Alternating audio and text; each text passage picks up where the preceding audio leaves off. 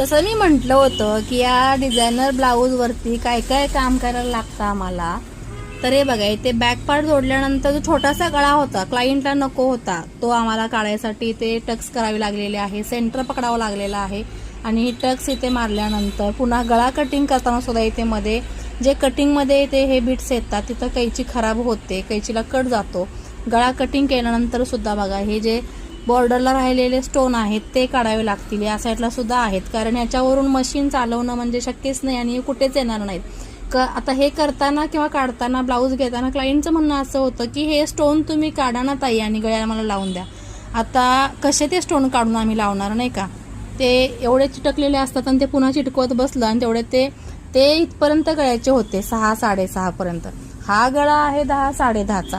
आता एवढ्या गळ्याला हे जरी आम्ही करत बसले तरी पुरणार आहे का, शक्य नसतात त्या गोष्टी क्लायंट आमच्याकडनं डिमांड करतं. आणि हे बघा हे जे स्टोन आहेत हे सुद्धा सहजरित्या निघत नाहीयेत, खूप असे काचेच्या पाईप आहेत. फायनली ब्लाऊज जोडल्यानंतर आणि गळा कटिंग केल्यानंतर याचे स्टोन काढलेले आहेत आणि बाकीच्या गोष्टी शिवायसाठी तयार आहे. आता बघा कुठले कुठले किती स्टोन काढले बघा. फिटिंगसाठी हा जो पार्ट आहे ह्याचे हे पूर्ण पट्टा काढलेला आहे 2 इंचाचा. परत आपल्याला इथे स्लीव्जला लागणार आहे, इथे अर्धा इंचाचा हा राऊंड काढलेला आहे. शोल्डरच्या इथे सुद्धा काढलेला आहे अर्धा इंच 1.5 इंचावरती. आणि इथे आपल्याला जिथे गळ्याची पट्टी लावायची तिथे स्टोन होते आणि हे बीट्स होते काचेचे, ते सुद्धा पूर्ण मोकळे केलेले आहेत काढून हे पाईपपर्यंत.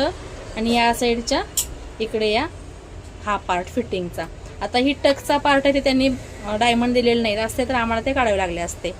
नक गेलेले आहेत कामातनं दोन्ही साईडचे. आणि हे सगळं काढल्यानंतर आज आमच्या दुकानामध्ये अख्खे डायमंड आहेत, अख्खे शॉपमध्ये डायमंड पसरलेले आहेत. तुम्हाला बघायचं आहे का, थांबा दाखवते.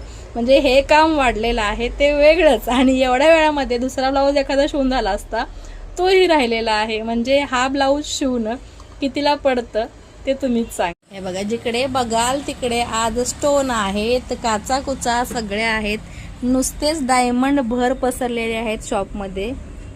शॉप भर पसरलेले आहेत डायमंड असं म्हणायचंय, डायमंड भर पसरलेले आहेत शॉपमध्ये.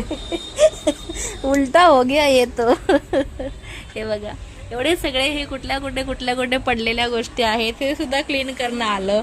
आता ह्याच्यामध्ये सुद्धा हे जाऊन बसलेलं आहे अडकून, तर हे सुद्धा इथे काढावं लागेल.